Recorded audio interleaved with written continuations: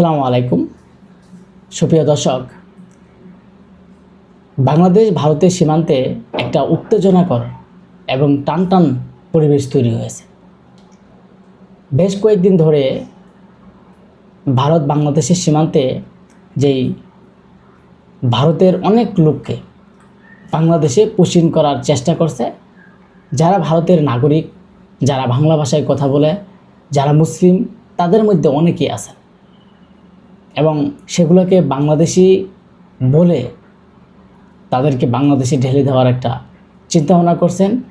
এমনকি সেই মুখোমুখি অবস্থানে বিজেপি।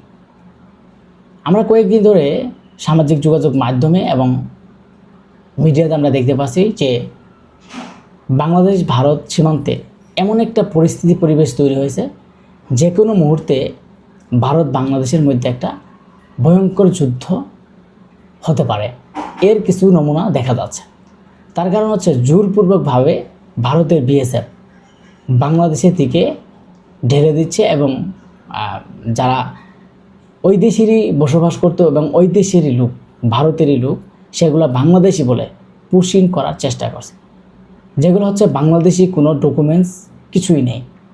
আর সেইগুলোকে বাংলাদেশি বলে যেই ঢেলে দেওয়ার চেষ্টা, সেখানে আমরা দেখতে পাচ্ছি যে বাংলাদেশের বিজিবির সাথে বাংলাদেশ সীমান্তবর্তী এলাকার যেই মানুষজনেরা আছে, তারা কিন্তু একত্রে মিলে সেই রাতে বিজিবির সাথে পাহারা দিচ্ছে এবং দিনেও তাদের সাথে থাকছে, যেন কোনোভাবেই বাংলাদেশের ভিতরে একটা লোকও পুশিং করতে না পারে এবং বাংলাদেশের ভিতরে আসতে না পারে।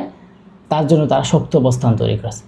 এমনকি কয়েকবার দেখলাম যে ভারতের বিএসএফকে দাওয়া দিচ্ছে এবং হুমকি দিচ্ছে বাংলাদেশের জনগণ এবং সীমান্তবর্তী এলাকার মানুষজন। কিন্তু এই যে পুশিংয়ের সীমান্তে টানটানের একটা উত্তেজনা, এর মধ্যে গতকাল আরেকটি বার্তা দিয়েছে শুভেন্দু অধিকারী। পশ্চিমবঙ্গের যিনি মুখ্যমন্ত্রী হিসেবে শপথ নিয়েছেন শুভেন্দু অধিকারী, তিনি বলেছেন যে প্রায় 4800-র মতো লোক নাকি পুশিং করা হয়েছে এবং আরও কিছু লোক নাকি বিজিবির সাথে কথা বলছে এবং মোতায়েন করবে। অলরেডি আমি দেখতে পারলাম যে বাংলাদেশের কোথাও কোনো সাইড দিয়েই বাংলাদেশে যেন একটা লোক পুশিং করতে না পারে এবং মিডিয়াতে বিভিন্ন জায়গায় আমরা দেখতে পাচ্ছি যে একটি লোকও বাংলাদেশে পুশিং করতে পারে না। আর এই শুভেন্দু অধিকারী বক্তব্য দিচ্ছে যে বাংলাদেশে নাকি 4800-র মতো লোক অলরেডি পুশিং হয়ে গেছে। আসলে এটা কতটুকু বাস্তব সেটা এখনও জানা নেই। তবে শুভেন্দু অধিকারী বাংলাদেশের মধ্যে একটা উত্তেজনাকর পরিবেশ হোক এবং ভারত বাংলাদেশের সম্পর্কটা ভিন্ন খাতে চলে যায়, এটাই কিন্তু তিনি চান। কারণ তিনি ক্ষমতায় যাওয়ার পরপরেই তার দেশের মধ্যে যেভাবে একটা বিশৃঙ্খলা শুরু করেছে, মুসলমানদের যেই বিপদে ফেলার চেষ্টা করেছে, আজকে সেই ভারত বাংলাদেশের সীমান্তে একটা উত্তেজনাকর পরিবেশ হয়ে যাতে দুই দেশের মধ্যে একটা সংঘাত লেগে যায়, এর জন্য তিনি বারবার চেষ্টা চালাচ্ছেন। আজকে সেই পুশিংয়ের নামে আমরা দেখতে পাচ্ছি অমানবিক আচরণ করছে ভারতের বিএসএফ। সেই বাংলাদেশে পুশিং করবে বলে এমন ব্যক্তিদেরকে ধরে নিয়ে এসে সীমান্তের মাঝখানে রেখে দিচ্ছে এবং সীমান্তের সাইটে রেখে দিচ্ছে প্রায় 40 ঘন্টা 50 ঘন্টা হয়ে যাচ্ছে। তাদের খাবার নেই, তাদের পানি নেই, বৃষ্টি এবং পোকা মাকড় সব কিছুর মধ্যেই তাদের ওখানে থাকতে হচ্ছে।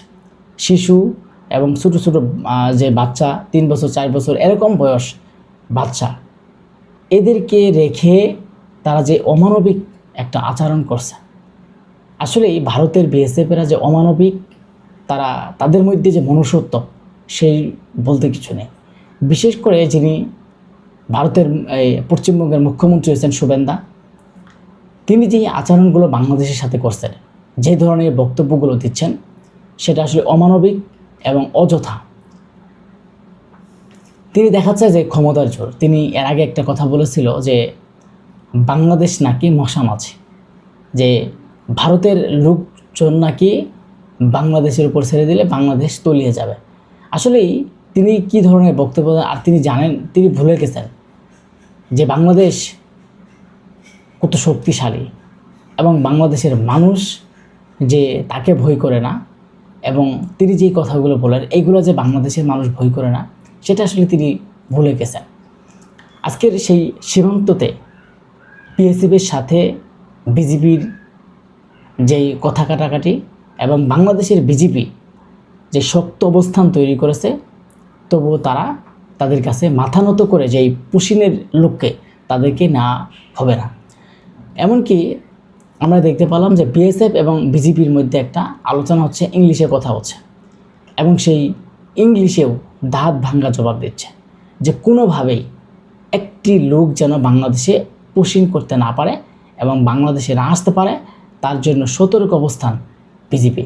এবং বিজেপির সাথে আমরা দেখতে পারলাম যে প্রায় 60,000 যেই আনসার এবং আনসার বিজেপি এদেরকে মোতায়েন করা হয়েছে, এবং বিজেপি বাড়ানো হচ্ছে, আনসার বাড়ানো হচ্ছে, যেইভাবে সেই সীমান্তবর্তীটা খুব সহজেই নিয়ন্ত্রণে থাকে, এখন যেন সেখানে উত্তেজনা কোনো পরিবেশ তৈরি না হয়।